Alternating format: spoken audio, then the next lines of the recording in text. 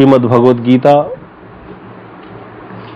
इससे पूर्व जो श्लोक चल रहा था यह भी अन्य देवता, ये श्लोक हो गया था लगभग, थोड़ा सा रह गया था ना, नहीं, अहम ही सर्वज्ञानाम भोक्ता च प्रभुरेव च, ये भी हो गया था।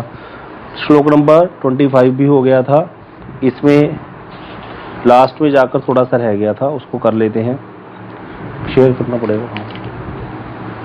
तो इसमें कह रहे हैं कृष्ण कि जो देव पूजक है उसकी क्या आराधना होती है, क्या धारणा होती है उसकी, कि मैं इंद्र आदि का उपासक हूँ और इंद्र आदि हमारे उपास्य हैं, हमारी पूजा से संतुष्ट होकर इंद्र आदि ही अभिष्ट फल प्रदान करेंगे।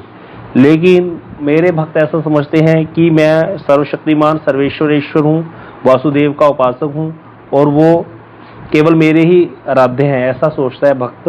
और उनकी प्रीति के लिए, उनकी रुचि के अनुसार उपचारों के द्वारा उनकी उपासना कर रहा हूँ और वो भक्त सोचता है कि वो मेरे अभिष्ट प्रदान करेंगे। तो दोनों एक समान दिखने पर भी देवता को मानने वाले भी ऐसे ही सोचते हैं और कृष्ण को मानने वाले भी ऐसा ही सोचते हैं। लेकिन कहते हैं क्योंकि जो देव पूजक गण हैं, जो इंद्रादि देवताओं की उपासना करते हैं या अन्य अन्य देवताओं की उपासना करते हैं, वो मेरी भक्ति से विमुख होने के कारण देवलोक में सीमित भोगों को भोग कर वहां से पुनः जन्म मृत्यु के प्रवाह में पतित होते हैं, मतलब उनको आना जाना पड़ता है। लेकिन जो मेरे अनन्य भक्त हैं, मेरे नित्य धाम में मुझे सच्चिदानंद की सेवा प्राप्त कर वहां से पुनः प्रत्यावर्तन नहीं करते, भगवान के भक्तों को दोबारा आना नहीं पड़ता, मेरे साथ अनंत सुखों का अनुभव करते हुए मेरे साथ विलास करते हैं। यहाँ पर ये कृष्ण कह रहे हैं मेरे भक्त जो है मेरी ही पूजा करते हैं और उसका फल क्या, उनको वो जाकर के मुझे ही प्राप्त होते हैं। यहाँ पर ये बताया गया। अगला श्लोक करते हैं। पत्रम पुष्पम फलम तोयम यो मे भक्त्या प्रयच्छति तदहम भक्ति उपृहतम अश्नामि प्रियतात्मनः। सुनीता दीदी हैं। हरे कृष्णा प्रभु जी, मैं ट्रैवल कर रही हूँ। अच्छा, मैं सुन नहीं सकती हूँ। हाँ प्रीति दीदी आप कीजिए इसका अन्वय। जो भक्ति पूर्वक में मैं मेरे लिए पत्र पुष्पम पुष्प फलम फल तोयम जल प्रेम से भी प्रदान करते हैं, अहम मैं प्रयतात्मनः शुद्ध चित्त भक्त का भक्त्या उपरीतम भक्ति पूर्वक प्रदत्तम वह अष्टामी ग्रहण करता।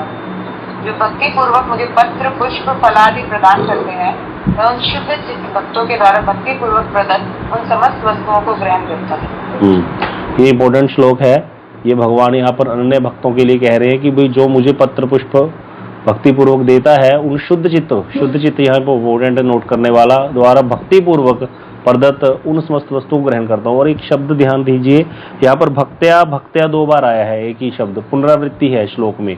तो जो श्लोक होते हैं इनमें पुनरावृत्ति दोष माना जाता है अगर दोबारा कोई चीज रिपीट हो जाए। लेकिन यहाँ पर श्री विष्णु चक्रवर्ती जी कह रहे हैं क्यों कृष्ण ने यहाँ पर 2 बार भक्त्या बोला। भगवान को तो सब पता है, भगवान की वाणी है श्रीमद् भगवद गीता, तो यहाँ पर ये भी आगे बताएंगे। इसको पढ़ते हैं। कह रहे बल्कि अन्य देवताओं की आराधना में अधिक क्लेश है। कृष्ण बता रहे हैं कि जो मेरी आराधना करते हैं, पहले तो वो फल बताए उनको क्या प्राप्त होगा, मेरा धाम प्राप्त होगा। हाँ, और फिर दूसरी बात कहते हैं जो अन्य देवता हैं उनकी उपासना में तो क्लेश है। क्लेश अर्थात उनके लिए बहुत कुछ करना पड़ता है। जैसे कोई राहु को मनाएगा तो उसके लिए शराब इत्यादि, सिगरेट इत्यादि रख के आनी पड़ती है चौक पे जाकर के। और सारे देवताओं की पूजा के बड़े विधान हैं, बहुत प्रकार की चीजें रखनी पड़ती है उनके लिए। लेकिन कहते मेरी भक्ति में कोई क्लेश या कष्ट नहीं है। क्यों? अर्थात मेरी भक्ति अनायास ही साधित होने योग्य है। क्यों? यह भक्ति ही कारण है, क्योंकि भक्ति है ना हृदय में, इसीलिए उसको कुछ ज्यादा विशेष करना नहीं पड़ता भक्त को। तो इसीलिए यहाँ पर श्री विष्णु चक्रवर्ती जी आगे बता रहे हैं कि श्लोक के तृतीय पाद में भक्ति उपरहतम यूज हुआ, फिर द्वितीय पाद में दोबारा क्या हुआ, भक्त्या प्रयोग हुआ, तो 2 बार आ गया, पुनरावृत्ति हो गई। तो यहाँ पर इसीलिए कह रहे हैं इसका अर्थ कि भक्ति के दूसरे वाले भक्त्या का अर्थ है जो भक्ति से युक्त मेरा भक्त है। पहले वाले का अर्थ है भक्ति पूर्वक, दूसरे का अर्थ है भक्ति से युक्त मेरा भक्त। अर्थात मेरे भक्तगण के अतिरिक्त यदि कोई व्यक्ति तात्कालिक अर्थात एकदम से कि हाँ मैं अभी सेवा कर देता हूँ, थोड़ी सी भक्ति है नहीं हृदय में, तो मैं उसके पत्र पुष्प आदि को ग्रहण नहीं करता हूँ। अतएव मेरे भक्तगण पत्र आदि जो कुछ भी देते हैं उस द्रव्य का अश्नामी का अर्थ होता है मैं उसको खाता हूँ साथ के साथ, यथोचित उपभोग करना होता है। अश्नामी करता है, एक होता है ना जैसे गुरु जी को हम जाके मिठाई दे आए, गुरु जी ने रख दी, अब स्वीकार तो कर ली, ग्रहण करे ना करे, स्वीकार तो कर ली, वो एक अलग बात है स्वीकार करना। एक होता है हमने गुरुजी के हाथ में दिया, गुरुजी ने उसी समय उसको मुंह में डाल लिया लेकर के और सबको बांट भी दिया, अपने आप भी ले लिया। इसको कहते हैं अशनामी। अशनामी मतलब खाता हूँ।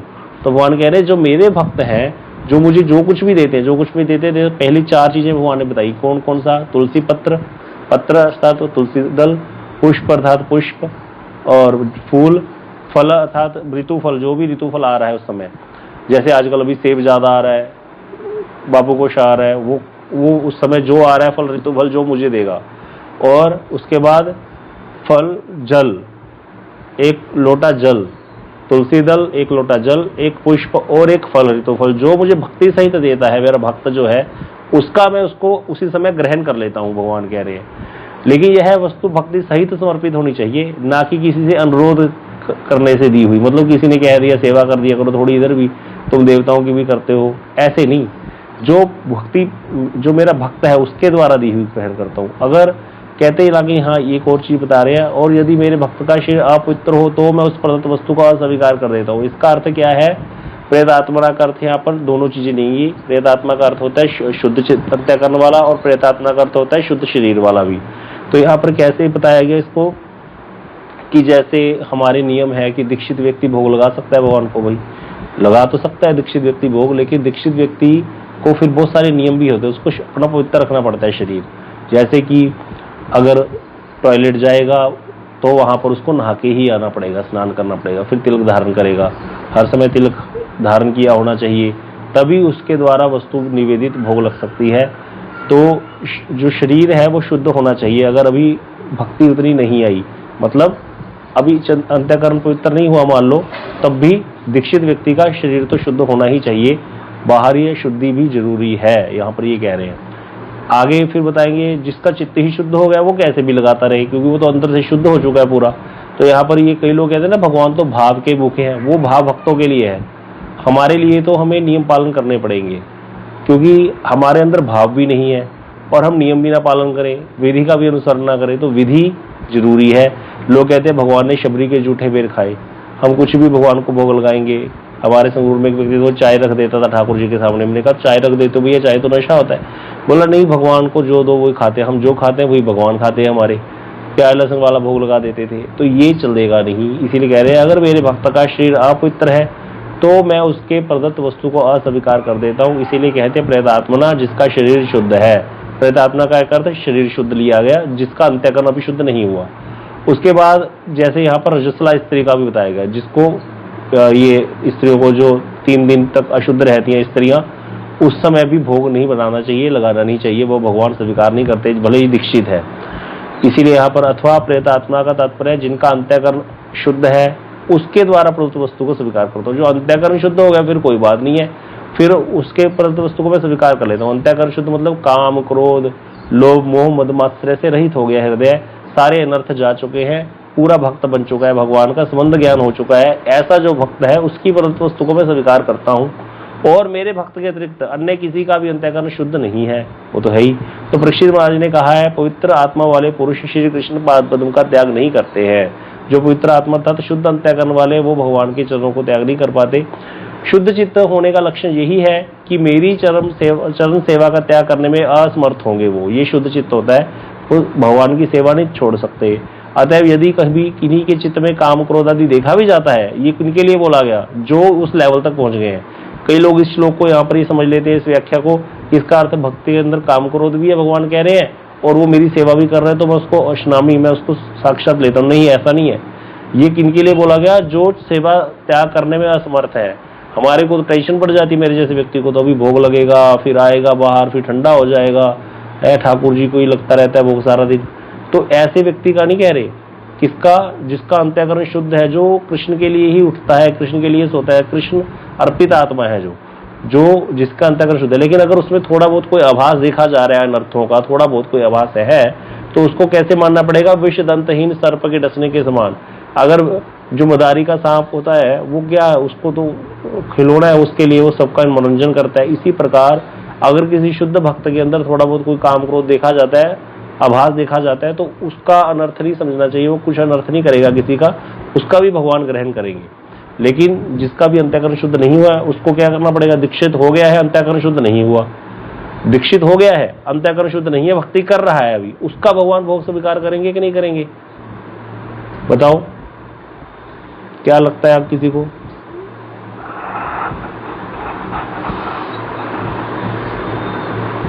रिपीट करना, क्या पूछा आपने? अंतःकरण शुद्ध हुआ नहीं, दीक्षित हो गया है, समर्पित है भगवान को, चाहता है भजन करके आगे बढ़े, उसका भगवान भोग स्वीकार करेंगे या नहीं करेंगे? नहीं करेंगे प्रभु जी, क्योंकि यहाँ पर यही कर रहे हैं ना कि अंतर जो मतलब मन है वो शुद्ध होना चाहिए। हाँ जी, अच्छे प्रभु आप क्या कहते हो?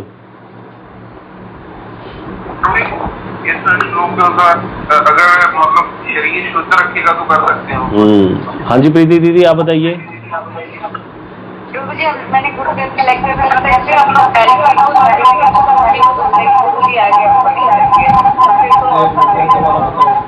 मैंने म्यूट करा दीदी अभी, आप ना दोबारा प्रीति दीदी बोलिए, किसी ने ना वो अनम्यूट कर दिया था। हाँ जी आप बोलो। मैंने गुरुदेव के प्रभु जी लेक्चर को सुना था कि इसलिए हम लोग सीधा भगवान को नहीं गुरु जी को बोलते कि गुरु जी ऑफर कर रहे हैं। बिल्कुल, गुरु जी ऑफर करेंगे तो फिर तो भोग लग ही जाएगा। हाँ, तो इसीलिए जो जिसका अंतःकरण शुद्ध नहीं हुआ उसके लिए क्या विधि होती है? वो जो थाली लेके जाते हैं वो अपने गुरु जी के हाथ में देते हैं। भावना अंदर से ही होती है हमारी, हम ठाकुर जी के सामने जब रखते हैं भोग ला जा करके तो गुरु जी को हाथ में दे देते हैं भावना से, फिर मंत्र उच्चारण करता है और शरीर शुद्ध, जैसे अभी अच्युत प्रभु ने बताया वो भी बिल्कुल ऐसे ही है, वैसा भी होना चाहिए। कई लोग जो है हरिनाम करते हैं, भोग लगाते हैं, वो नियम नहीं करते नहाने वाला, ये नियम करना चाहिए, हमें शुद्धि रखनी चाहिए अपनी।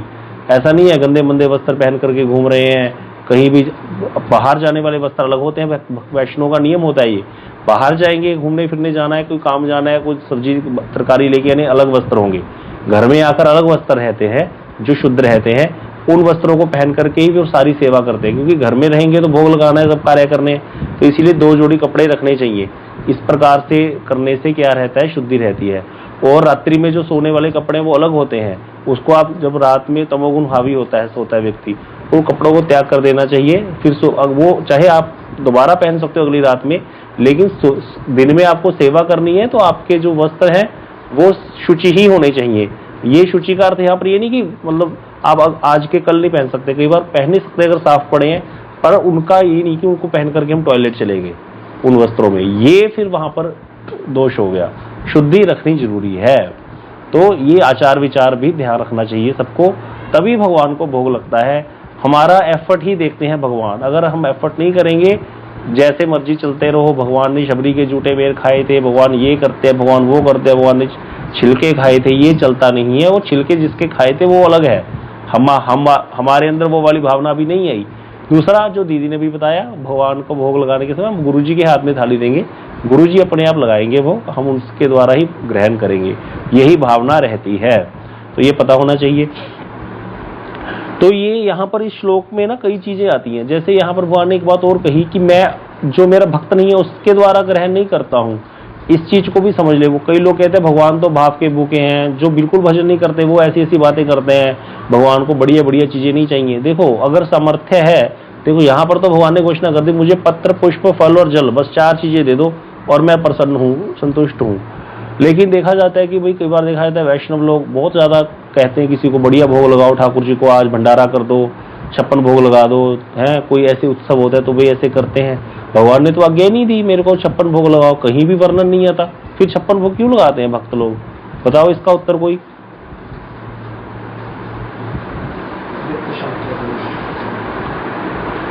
हरे कृष्ण प्रभु जी। हाँ जी प्रभु जी, सुनिए आवाज नहीं आ रही। हरे कृष्णा, सब लोग पहले म्यूट करो, प्रेम प्रभु को बोलने दो। हाँ जी प्रभु जी, जब वो 7 दिन वो नहीं उठाया था गोवर्धन वाला, हाँ जी पर्वत, हाँ जी, उस टाइम उन्होंने कुछ मतलब जो उनके लिए बनता था ना, वो मतलब इकट्ठा बना था 7-8 दिन के लिए। हाँ हाँ, इसलिए मतलब वो 56 भोग का हुआ था, मतलब जो उनके दिन इकट्ठे हो गए थे जितनी चीजें। ठीक है, नहीं ठीक है, सही है। हाँ जी सरोज दीदी आप बताइए, म्यूट कर लो आप प्रभु जी, आप बताओ सरोज दीदी क्या कहते हो? आपको प्रभु जी यही रीजन सुना है कथाओं में कि 7 दिन भगवान ने जब गोवर्धन धारण किया था तो कुछ खाया पिया नहीं था किसी ने भी, तो 7 उसी हिसाब से सारा दिन का मिला के तो 56 भोग की प्रथा चालू हुई है उस हिसाब से। अच्छा, ये बात है। मेरे को तो आज पता चला है। लो भाई, बहुत बड़ी बात है। मेरे को तो ये पता ही नहीं, सच में मेरे को तो आज पता चली है बात। बहुत ज्ञानी लोग बैठे हैं यहाँ पर। हाँ जी रेणु दीदी, आप बता दो, कोई नई चीज पता चलेगी। अच्छा है, भक्तों से तो बहुत कुछ समझने को मिलता है। हाँ जी। ऐसे तो प्रभु जी ऐसी है कि यशोदा मैया प्रतिदिन भगवान जी को मतलब 8 टाइम भोग लगाती थी, खिलाती थी खाना जैसे। तो अच्छा। 7 दिन भोग नहीं ये और खिला पाए तो मुझे तो ये और मुझे तो बहुत नई नई चीजें पता चल रही हैं भाई, सच में। हाँ जी किरण जैन जी, आप बताइए। अच्छा ठीक है, अब आप म्यूट कर लो सब लोग। ये बिल्कुल सही बताया। मेरे को तो पता नहीं था। वैसे ये 56 भोग तो मैंने वैसे ही बोल दिया। 56 का मतलब कोई भी जितने भी प्रकार के भोग लगाते हैं, तो मुझे तो यही लगता, मतलब यह भी एक बात है, सही है। लेकिन क्यों लगाते हैं भक्त लोग, इतना क्यों करते हैं? क्योंकि जो भक्त है वो प्रेमी होता है भगवान का। तो इसमें 2 कारण बताए जाते हैं। एक तो पहली बात कि जो ज्यादा भोग लगाए जाते हैं भगवान को, इतनी प्रकार के उपचार किए जाते हैं पूजा में, वो इसका कारण ये कि वित्तशठ्य दोष हो जाता है। अगर हमारे पास असामर्थ्य है, हमको ठाकुर जी ने दिया है बहुत, तो उसमें हमें बहुत अच्छे से ठाकुर जी की सेवा करनी चाहिए। अगर हम उस समय ये श्लोक कोट करके कहेंगे कि भगवान को तो जल दे दो और तुलसी दल दे दो, तब ये मेथड चलेगा नहीं। उस व्यक्ति के लिए जो धनी है, संपन्न है, उसको भगवान की सेवा बढ़िया तरीके से ही करनी चाहिए, है ना। लेकिन जिसके पास अभाव है उसके लिए कोई दोष नहीं है, मतलब अभी भक्त भी नहीं बना, अभाव है लेकिन। और जो जैसे मेरे जैसा कोई व्यक्ति है, यहाँ वृंदावन में रह के भजन करने आया है, नौकरी छोड़ दी है, उसको भी ज्यादा पंगे लेने की जरूरत नहीं है। वो अपना लोगों के पीछे लग जाए, पैसे दो मैं भोग लगाऊंगा, ये सब चीजें करने में कोई फायदा नहीं है। अपना भजन करो, क्योंकि कलयुग केवल नाम आधारा, सुमिर सिमरनर उतरे ही पारा। बाबा महाराज हमको ये चीजें बहुत बोलते होते थे। कहते यहाँ आए हो, कहीं तिकड़मबाजी में मत पड़ जाना। ठाकुर जी के लिए ये करेंगे, ठाकुर जी के लिए वो करेंगे। अभी तुम्हारी वृत्ति वैसी नहीं है। धन संग्रह करोगे लोगों से और जेब में डालने लग जाओगे अपनी, तुम्हें पता भी नहीं चलेगा कब तुम्हारे अंदर ये गलत वृत्तियां आ जाएंगी। तो ये जो चीज है ये सबको समझनी चाहिए। पत्रम पुष्पम फलम तोयम बोला गया। शुद्ध भक्त भगवान कहते मेरा लगाएगा, मुझे कोई फर्क नहीं पड़ता, मैं उसको ग्रहण करता हूँ। जो अनेक प्रकार के भोग लगाए जाते हैं भगवान को, वो उनके लिए एक तो जो प्रेम है भगवान को, जिसके मन में भगवान के प्रति प्रेम है, तो वो प्रेम में अगर उसके पास धन भी है तो वो सेवा करता है, बहुत प्रकार से सेवा करता है। जैसे माता का पुत्र के प्रति प्रेम होता है तो माता सामर्थ्य से अधिक करती है अपने बच्चे के लिए, देखा जाता है। इवन की माताएं बीमार होती है ना, तब भी भोजन बनाती हैं, उठ करके बच्चों के लिए बनाती हैं भाई, सब लोग देखते हैं घरों में। तो ऐसे ही वो प्रेम जो है वो कार्य करवाता है, सारे कार्य करवाता है। प्रेम ही 56 भोग लगवा रहा है।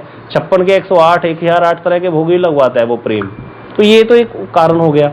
दूसरा हो गया जो हमारे हृदय में वृत्ति एक तो होगी, दूसरा हमारे पास धन है तो लगाना चाहिए। लेकिन उनके लिए बिल्कुल नहीं है जे कि हमारे पास है कुछ है नहीं, वृत्ति है हमारी भजन की, तो हम कहें नहीं हम तो भगवान को अच्छा सा लगाना है। अगर किसी शुद्ध भक्त के मन में आ गया, उसके पास धन नहीं है ना, उसको मांगने जाने की जरूरत नहीं पड़ेगी, अपने आप उसके पास सारे वस्तु प्रस्तुत हो जाएंगी ठाकुर जी के पास से। ऐसा देखा जाता है, हमारे आचार्यों में हुआ ऐसे कई बार। तो हमारे परम गुरुदेव जब अलग हुए थे तो कलकत्ता में किराए के घर पे बैठे थे। वहां पर उनके गुरु भाई आ गए, एकादशी का दिन था। परम गुरुदेव ने तो निर्जला रखी हुई थी एकादशी, मठ में कुछ भी नहीं था, मतलब एकादशी वाला प्रसाद पाने के लिए कुछ भी नहीं था। परम गुरुदेव ने मन में आया, मन भर आया उनका, आज मेरे गुरु भाई आए हैं, अगर कुछ मैं व्यवस्था होती तो इनको कुछ मैं प्रसाद करा देता, थोड़ा अनुकल्प करा देता एकादशी वाला।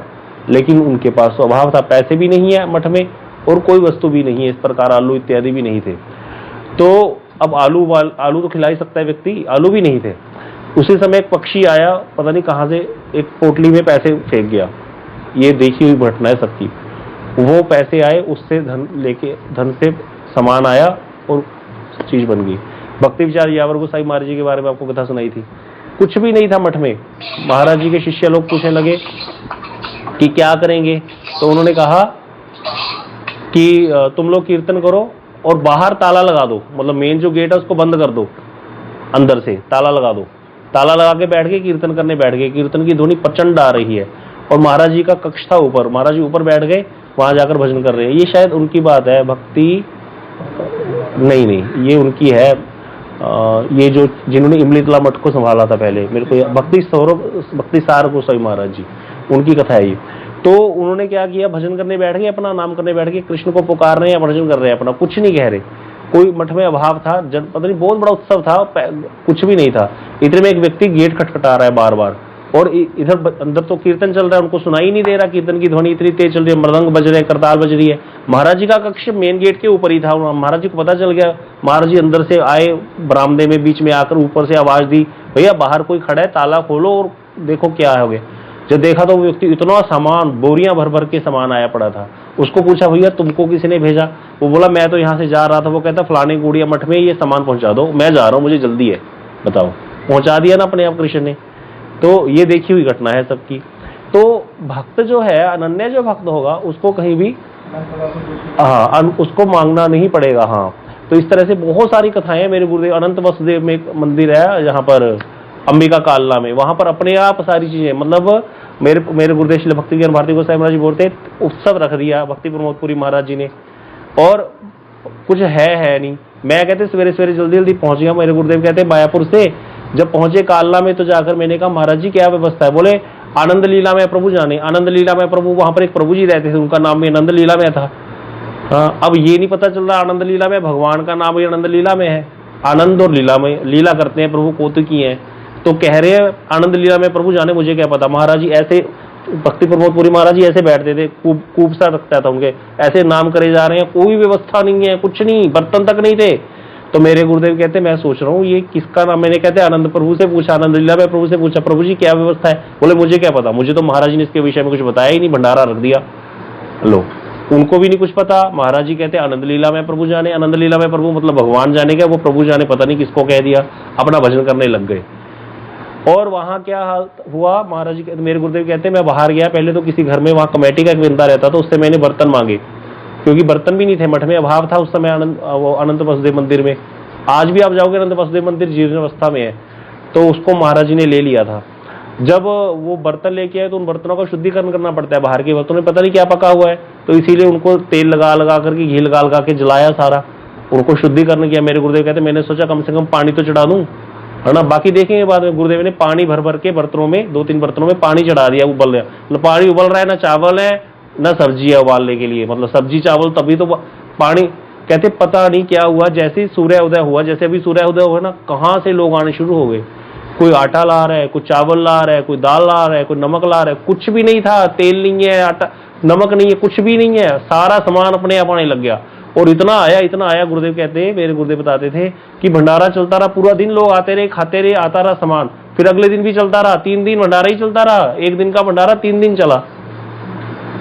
अब यहाँ सनातन गोसाई पास सामने मंदिर दिख रहा है मेरे को अभी भी। सनातन गोसाई पास जी तो बैठ गए, ठाकुर जी कहते मालपुए खाऊंगा। अब हम कल जाएंगे, मदन मोहन जी चमत्कारी ठाकुर है, तो ठाकुर जी बोल रहे हैं मैं तो मालपुए खाऊंगा। सनातन गोसाई पास जी क्या कहते हैं, मैं नहीं जाऊंगा कहीं। तो सनातन गोसाई पास किसी को मांगने नहीं गए, ठाकुर जी ने व्यवस्था करी और लंगर चला था यहाँ वृंदावन में, और सबको पता चला।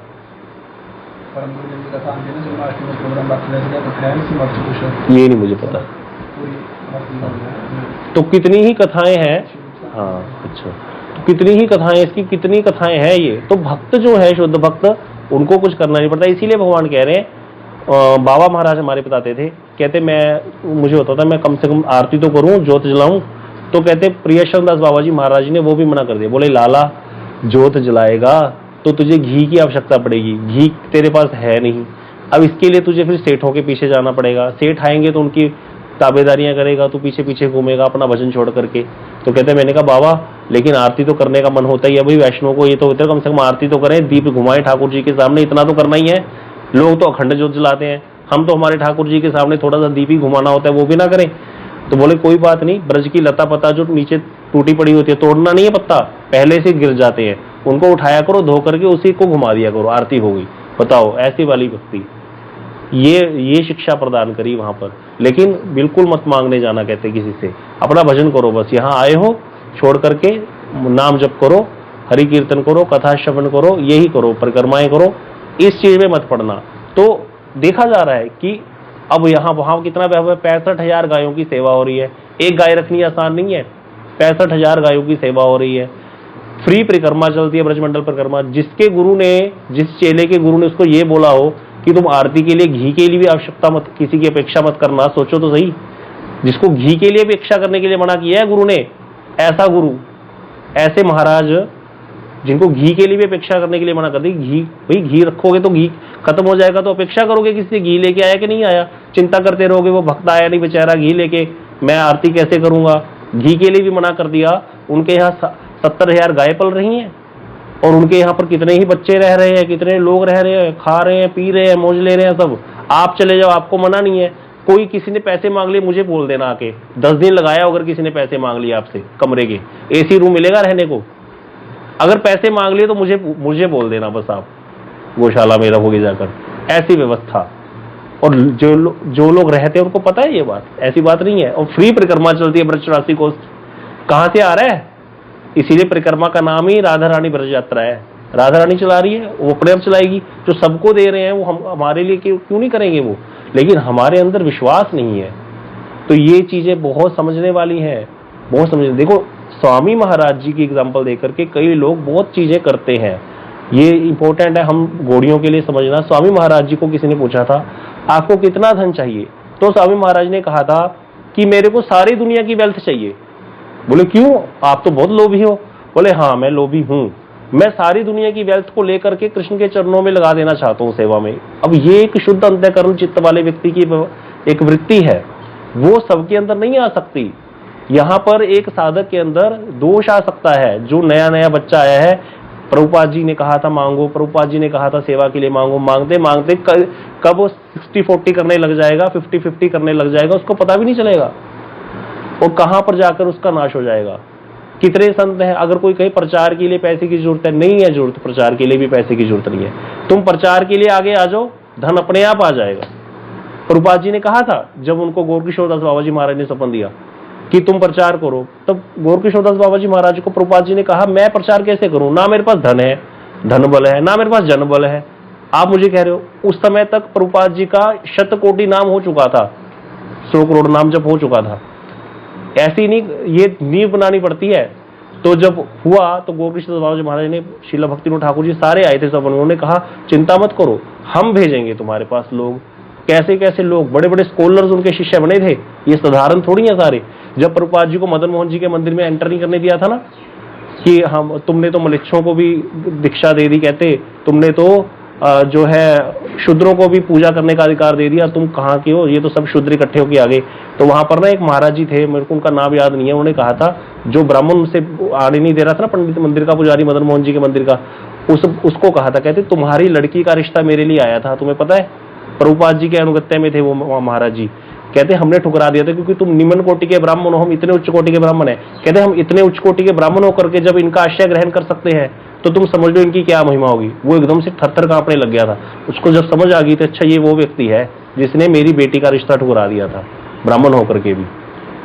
तो इसलिए कहते हैं हम इतने बड़े ब्राह्मण होकर के, शिला सारंग गोसाई महाराज ने बोला था, मुझे याद नहीं है, तब कहते मैं इतनी उच्च कोटि का ब्राह्मण हूँ कहते परिवार से, और मैं जब इनका शिष्यत्व ग्रहण करके बैठा हूं तो ये कितनी महान उच्च आत्मा होंगे। तो इसीलिए वैष्णवों में ये नहीं चलता। और ये जो पत्र पुष्प फल जो जल की व्यवस्था बताई, इसको श्लोक को कल भी डिस्कस करेंगे। यहाँ पे बहुत सारी चीजें डिस्कस करने वाली हैं। यहाँ पे कई लोग जो है इसका आशय लेकर के, जबकि सामर्थ्य है, नहीं करते सेवा, वो भी दोष है। कई लोग जिनके पास जरूरत नहीं है, जिनको भजनी करना चाहिए मेरे जैसे, वो मांगने लग जाते हैं लोगों से, क्योंकि भगवान को भोग लगाना है 56 प्रकार का, उनके लिए नहीं है नियम ये। तो किसके लिए है, किसके लिए नहीं है, कौन कैसे करेगा, ये समझना पड़ेगा। नहीं तो यहाँ पर बहुत मामला घोटाला चल रहा है यहाँ पर, और इसमें व्यक्ति का भजन नष्ट हो सकता है। ये भजन नष्ट नहीं करना, हमें आगे बढ़ना है, इसीलिए इसको समझना बहुत जरूरी है। श्लोक को समय हो गया है, कल हम इसको चर्चा में करेंगे। वांछा कल्पतरुभ्यश्च